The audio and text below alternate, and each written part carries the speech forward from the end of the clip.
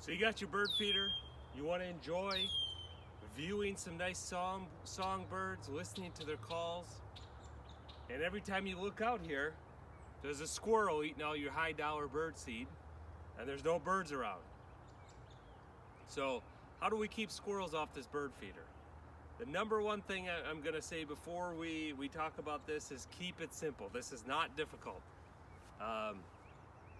Squirrels are incredibly athletic and intelligent, and they try. They'll try until they hurt themselves. However, all of those things against us, this doesn't need to be difficult. I do not recommend squirrel begone bird feeders, all the different mechanisms with springs. First of all, they don't work that well because of those attributes of the squirrels that I said. Plus, birds don't really like them. And inevitably, after 3-6 months, they stop working anyway, altogether anyway. They just break.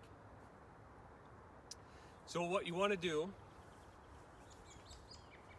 is get your bird feeder on a pole. So I think that's a 1-inch black pipe.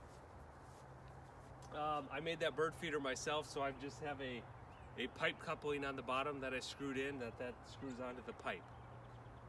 Then the second thing, get yourselves one of these squirrel cones. That's all you need. Now there's a few considerations we need to make when we're placing our bird feeder.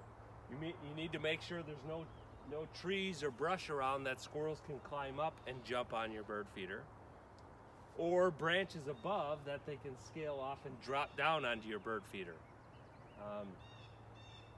Even my oriole and hummingbird station over here, I need to make sure that's far enough away so they can't climb that and jump on.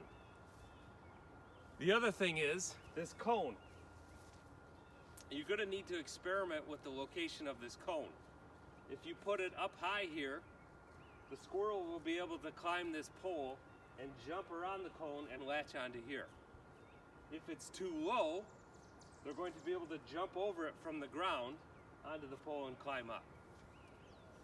So put your bird feeder on a pole, put your cone on there, and observe. If they're able to jump on there from other pieces, then you need to move your bird feeder away from those. If they're able to jump around the cone from the ground, move your cone up. If they're able to go from the pole onto the bird feeder, move your cone down. You will get there. Like I say, that's the basic setup. Experiment with it and adjust. It's a very simple system, but incredibly effective. Happy bird watching. Adios.